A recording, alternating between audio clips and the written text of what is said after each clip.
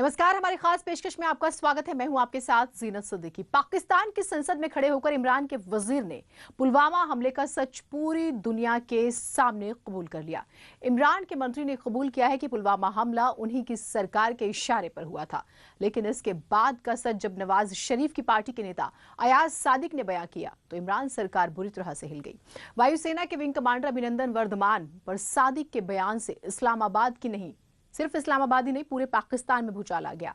सादिक के मुताबिक भारत के डर से इमरान और सेना प्रमुख बाजवा कांप रहे हैं।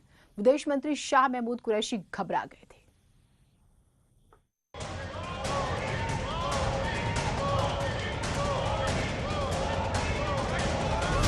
शाह महमूद साहब ने कहा, फॉरेन मिनिस्टर साहब ने, कि खुदा का वास्ता है अब इसको वापस जाने दें, क्योंकि 9 बजे रात को हिंदुस्तान पाकिस्तान पे अटैक कर रहा है। ये इतना संजीदा मसला है। आज मैं आपके पाकिस्तान के खौफ के 2 सबूत।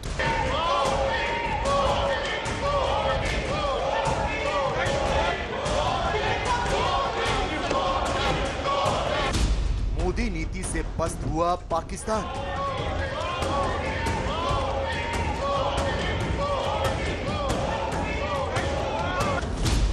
जब डर से कांपे पाकिस्तान के सेना प्रमुख। कर दी और चीफ ऑफ आर्मी स्टाफ तशरीफ लाए।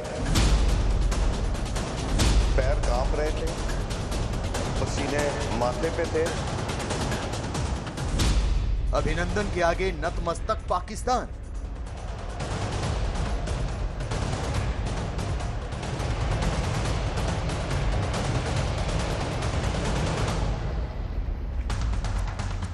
साल 2019 की फरवरी को पाकिस्तान भुलाए नहीं भूलेगा। पाकिस्तान को एक साथ कई करारी चोट खानी पड़ी थी। वो ऐसी चोट थी जिनके जख्म अभी तक हरे हैं और पाकिस्तान के राजनेता उन जख्मों के दर्द से आज तक कराह रहे हैं। कि खुदा का वास्ता है अब इसको वापस जाने दें, क्योंकि 9 बजे रात को हिंदुस्तान पाकिस्तान पे अटैक कर रहा है।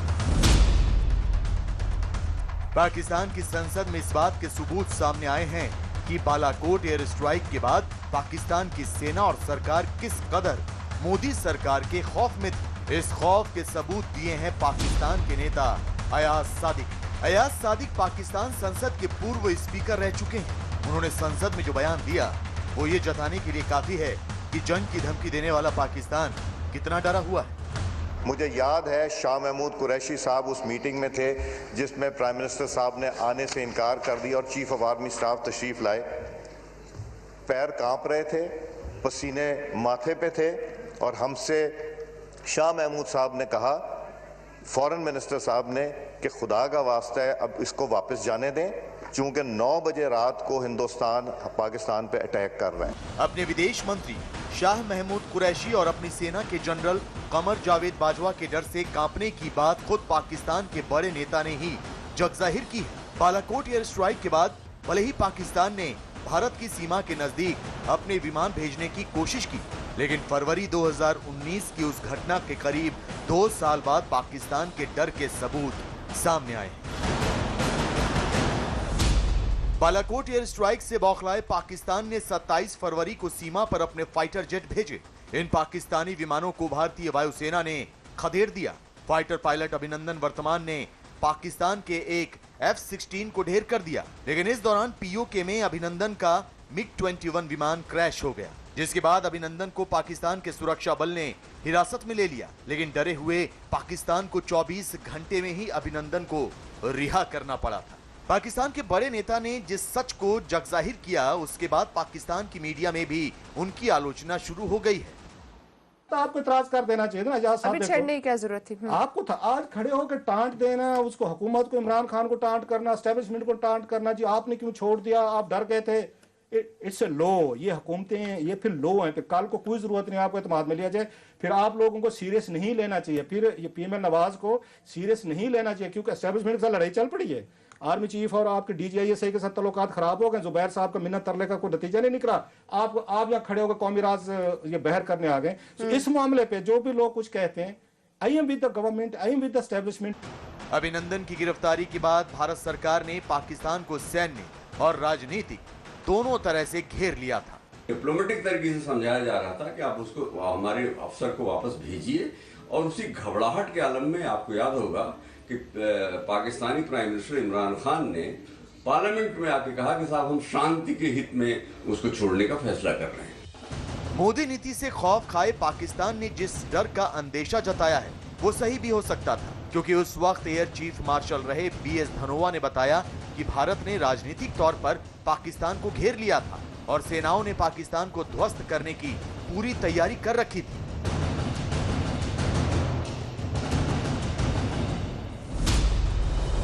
सत्ताईस फरवरी 2019 को अभिनंदन पाकिस्तान में गिरफ्तार हुए थे। इसके बाद पाकिस्तान ने अभिनंदन का वीडियो जारी किया। अभिनंदन की खबर मिलते ही भारत ने पाकिस्तान पर राजनीतिक दबाव बनाया। बातचीत के बाद अमेरिका ने कहा कि भारत बड़ा कदम उठा सकता है। भारत के कड़े रुख से पाकिस्तान की सरकार और सेना के मन में डर बैठ गया। इस बीच भारतीय सेनाओं ने युद्ध की तैयारी पूरी कर ली। अगर पाकिस्तान अभिनंदन को रिहा न करता तो पाकिस्तान की अग्रिम टुकड़ियों के सफाई की तैयारी हो चुकी थी। सरकार के कड़े रुख और सेना की उस वक्त की तैयारी की जानकारी खुद एयरफोर्स के पूर्व चीफ ने दी। जैसे आपको पता है कि आहूजा भी इजेक्ट किया था सक्सेसफुली, पर उसको ग्राउंड पे स्मॉल आर्म्स फायर से उसको मार दिया गया। तो उस पर जो प्रेशर बना है इंडियन गवर्नमेंट की तरफ से ऑन पाकिस्तान, वो डिप्लोमेटिक है, वो पॉलिटिकल है, पर मिलिट्री पोस्चर जो था, हमारा मिलिट्री पोस्चर जो था, लेकिन फौज किस तरह से बैठी हुई थी, वो ऐसे उनको लग रहा होगा कि अभी इमीडिएटली स्ट्राइक करेगी। और जो उन्होंने 27 फरवरी को हमले किए थे वो नाकाम रहे थे। पर अगर सपोज गॉड फॉरबिड वो सक्सेसफुल हो जाते तो हमारे पास इतनी क्षमता थी कि उनके जो फॉरवर्ड ब्रिगेड्स हैं उनको हम खत्म कर देते हैं। सीआरपीएफ काफिले पर आतंकी हमले के बाद प्रधानमंत्री मोदी ने सेना को छूट दी थी कि जब सही समय हो तो वो पाकिस्तान और आतंकियों को सबक सिखाए। इसी के बाद बालाकोट के आतंकी कैंपों पर एयर स्ट्राइक का फैसला लिया गया। Balakot strike and put the fear of God into at least Jaish-e-Mohammed and their Pakistani handlers, that we could cross not only into the Pakistan occupied Kashmir, we could go and hit them in Pakistan proper. That is why you noticed after that, till the time the Indian elections got over, there was nothing, because they knew the response is going to be very swift, and we were deployed in this manner that we could respond at a very short notice. Pakistan की संसद से पाकिस्तान सरकार और सेना के डर को जगजाहिर करने वाला बयान उस वक्त सामने आया है जब बिहार में विधानसभा चुनावों का प्रचार जोरों पर है। बिहार चुनाव में बीजेपी के लिए बेरोजगारी और विकास तो एक मुद्दा है ही, लेकिन राष्ट्रवाद भी एक बड़ा मुद्दा बन गया है। बिहार चुनाव के बीचों बीच जिस तरह से पाकिस्तान की संसद में उनके सेना प्रमुख और विदेश मंत्री के खौफ का जिक्र हुआ है, उससे बीजेपी को मन माफी का एक मुद्दा मिल गया है। अब बीजेपी के नेताओं का कहना है कि ये प्रधानमंत्री नरेंद्र मोदी के नेतृत्व में ही संभव हो सका है कि पाकिस्तान के दिल में इतना खौफ बैठ चुका है।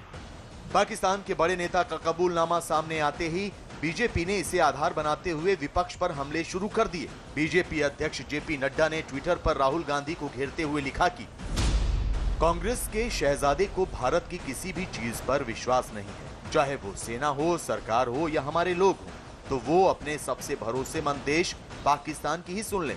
उम्मीद है कि अब तो उनकी आंखें खुलेंगी। जेपी नड्डा के ट्वीट के बाद बीजेपी नेताओं ने एक एक करके विपक्षियों को घेरना शुरू कर दिया।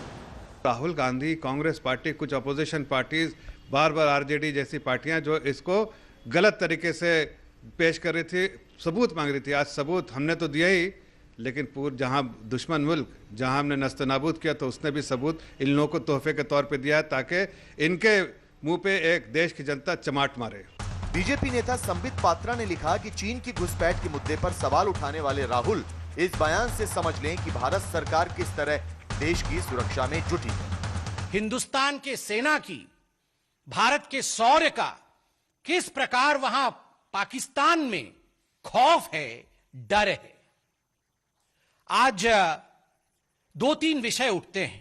पहला विषय उठता है कि हिंदुस्तान के आम जनता को, हिंदुस्तान के निवासियों को कभी शक नहीं, एक ऐसा शहजादा है जो कभी कभी हिंदुस्तान का शहजादा कम और पाकिस्तान का शहजादा ज्यादा नजर आता है। पाकिस्तान के मुद्दे पर बीजेपी के हमले के बाद कांग्रेस भी बचाव में आई और बीजेपी पर पलटवार किया। बगैर बुलाए मेहमान के तौर पर दावत खाने और जन्मदिन मनाने पाकिस्तान मनमोहन सिंह जी नहीं गए, 10 साल नरेंद्र मोदी जी गए थे और उसका रिटर्न गिफ्ट हमें मिला था पठानकोट का उग्रवादी हमला। ये संयोग ही है कि पाकिस्तान की संसद से निकले ये बयान बिहार चुनाव के दौरान आया और बीजेपी अब देश हित के इस मुद्दे को और उभार रही है ताकि राष्ट्रवाद की भावना से उसे बिहार चुनाव में फायदा मिल सके। पाकिस्तानी नेता का जो बयान है, जो सरदार सादिक साहब का जो बयान है, उसको भारत में बिहार में चुनाव चल रहा है, वहां पे अब कांग्रेस के खिलाफ बीजेपी वाले ट्वीट कर रहे हैं, भाषण कर रहे हैं, उसका इस्तेमाल कर रहे हैं, वो करेंगे क्योंकि उस वक्त राहुल ने जो खैबर पख्तूनख्वा में जो बालाकोट में एक्शन हुआ था उसी पे सवाल उठा दिए थे, तो उसकी कीमत उनको देनी पड़ेगी। मोदी के नाम पर चुनाव लड़ने वाली बीजेपी पाकिस्तान से निकले इस बयान पर भले ही सियासी घमासान छेड़ चुकी हो, लेकिन पाकिस्तान की परेशानी यह है कि उसकी संसद में भी मोदी नाम के नारे गूंजने लगे हैं।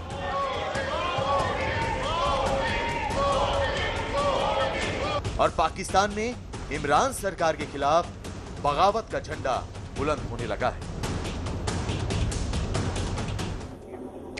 तो पाकिस्तान की संसद में मोदी मोदी के नारे लगना अब आम हो चला है, यानी इमरान सरकार बुरी तरह से मुसीबतों से घिरी हुई है। बलूचिस्तान की जनता इमरान सरकार के खिलाफ बगावत का बिगुल फूंक चुकी है। सेना की एक करतूत ने बलूच आवाम का गुस्सा चरम पर पहुंचा दिया है। बलूचिस्तान को पाकिस्तान से अलग मुल्क बनाने की मांग जोर पकड़ने लगी है।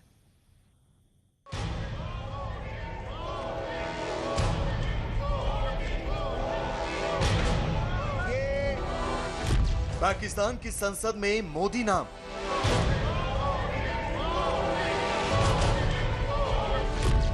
मोदी मोदी के नारे से जले इमरान, अपने ही संसद में इमरान का अपमान।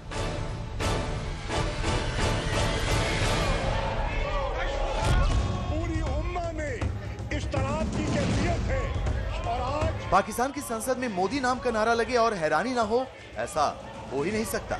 एक बार तो कानों पर विश्वास नहीं होता, लेकिन सच यही है कि ऐसा हुआ है। पाकिस्तान की संसद में विपक्ष की ओर से मोदी मोदी के नारे लगाए गए। इमरान के मंत्री की मौजूदगी में ऐसा हुआ और इमरान सरकार को खून का घूंट पीना पड़ा। ये पूरी कौम, पूरी उम्मा मुत्तफिक है। आइए, पाकिस्तान में इन दिनों संसद का सत्र चल रहा है, लेकिन इस सत्र में पाकिस्तान सरकार की जगहंसाई हो रही है और वर्दी की आड़ में दहशतगर्दी करने वाली पाकिस्तान सेना की नाक कट रही है। पाकिस्तान के एक बड़े राजनेता ने अभिनंदन वर्तमान के मामले पर पाकिस्तान सेना और सरकार की कलई खोल दी और इसी सत्र में पाकिस्तान की संसद में मोदी मोदी के नारे भी गूंज उठे। पाकिस्तान की संसद में मोदी मोदी के नारे गूंजने के दौरान इमरान सरकार को दोहरी बेइज्जती उठानी पड़ी। पहले विपक्षी पार्टियों ने एकजुट होकर इमरान सरकार के एक प्रस्ताव से किनारा कर लिया। उससे बौखलाए, उससे परेशान हुए इमरान के मंत्री ने जब बलूचिस्तान का मुद्दा उठाया तो पाकिस्तानी संसद में मोदी मोदी का नाम गूंजने लगा। पाकिस्तान की संसद में ये कहानी शुरू हुई सोमवार को। पाकिस्तान सरकार ने फ्रांस के खिलाफ प्रस्ताव रखा। सरकार ने कहा कि इस प्रस्ताव पर सभी दल एक राय हैं। इस मुद्दे पर विपक्षी पार्टियों ने विरोध शुरू कर दिया। विपक्षी पार्टियों ने स्पीकर के सामने वोटिंग की मांग रखी और संसद में वोटिंग वोटिंग के नारे गूंजने लगे। आज इतना गैर संजीदा रवैया इस हसास मसले पे ऑपोजिशन का देखकर मुझे अफसोस हुआ कि ये एक ऐसा मुकद्दस मसले पर भी सियासत खेलना चाह रहे हैं। यहां तक तो ठीक था, लेकिन इमरान सरकार को दूसरा झटका तब लगा जब विपक्ष की बेंचों से बलूचिस्तान की आजादी के नारे लगने लगे। ये आज बात कर रहे हैं इदारों पर हमले की बात करते हैं। पाकिस्तान के इदारों को मुतनाज़ा कौन बना रहा है?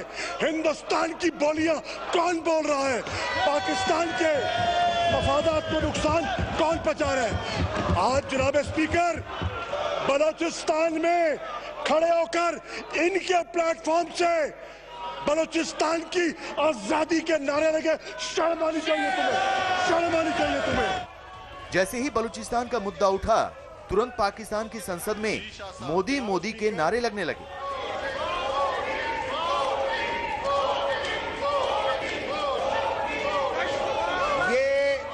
ये इतना संजीदा बहाना। विपक्ष के इस दांव से शाह महमूद कुरैशी तिलमिला उठे। इसके बाद एक बार नहीं, कई बार और कई तरह से पाकिस्तान की संसद में मोदी का नाम गूंजा। शाह महमूद कुरैशी ने कहा कि विपक्षी पार्टियों के भीतर नरेंद्र मोदी की आत्मा आ गई। अक्सरियत नहीं है, पाकिस्तान की बात करते हो। आज मुझे लगता है और मुझे कहने दीजिए, नरेंद्र मोदी की रूह इसमें मुंतकिल हो गई है।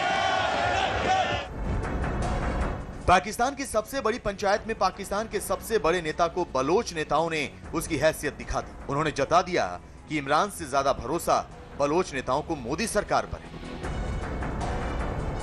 उस दौर में पाकिस्तान की संसद में और अक्सर मोदी मोदी के नारे लगते हैं कि जो वहां पे जो बलूचिस्तान में आज़ादी की लड़ाई चल रही, जो सिंध में तमाम लोग जो आज़ादी की लड़ाई के पैरोकार हैं और वे लोग मोदी को हीरो मानते हैं और वो नारे लगते हैं। बलूचिस्तान की आजादी का मुद्दा अब भड़कता जा रहा है और इमरान सरकार इसकी आंच में झुलसती जा रही है। विपक्ष की 11 बड़ी पार्टियां इमरान सरकार के खिलाफ लामबंद हो चुकी हैं और बलूचिस्तान में भी इमरान सरकार के खिलाफ रैलियां हो रही हैं। विपक्षी पार्टियों के संगठन पाकिस्तान डेमोक्रेटिक मूवमेंट ने सरकार के खिलाफ अभियान छेड़ दिया है। बलूचिस्तान में भी पीडीएम की कई रैलियां हो चुकी हैं। एक रैली में जमीयत उलेमाए पाकिस्तान के नेता ओवैस नूरानी ने बड़ा बयान दिया है। नूरानी ने बलूचिस्तान को आजाद देश बनाने की बात कही है।